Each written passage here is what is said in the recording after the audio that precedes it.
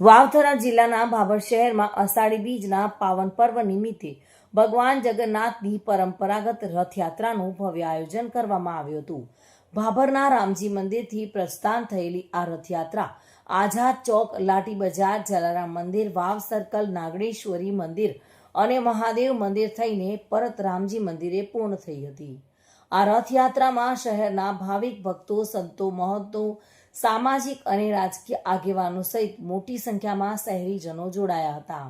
મહિલાઓ, બાળકો અને યુવાનોએ રાસ ગરબાની રમઝટ સાથે ભગવાન જગન્નાથના ગુણગાન ગાયા હતા, જેના કારણે સમગ્ર ભાભર શહેર ભક્તિમય બન્યું હતું।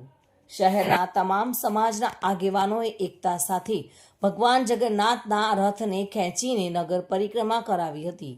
સમગ્ર યાત્રા દરમિયાન જય જગન્નાથના નાદથી વાતાવરણ ભક્તિમય બની ગયું હતું।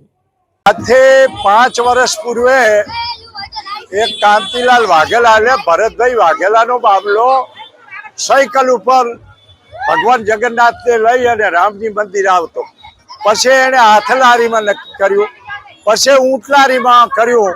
ગઈ સાલ ઊંટલારીમાં લોકોએ એમને સહકાર આપ્યો હતો।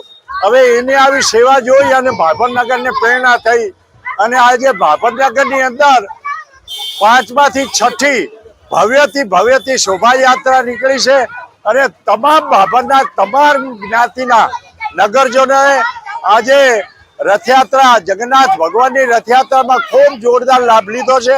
અમારે ભાભરની એક પરંપરા છે જલજીણી એકાદશીના વરઘોડાની, પણ આજ જગન્નાથ ભગવાનની ભવ્યથી એમાં તમામ જ્ઞાતિ, તમામ સમાજો જોડાઈ અને જગન્નાથ ભગવાનની આજે રથયાત્રાનો 5મી રથયાત્રા ખૂબ ભવ્ય શોભાયાત્રા શ્રી જગન્નાથ ભગવાનની ભાભરમાં નીકળી।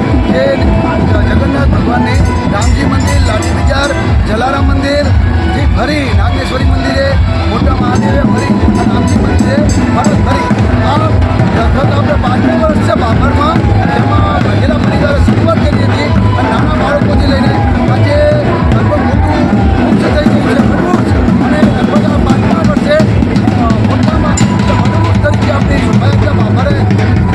સતીશ ચૌહાણ સાથે bureau report, today Gujarati news.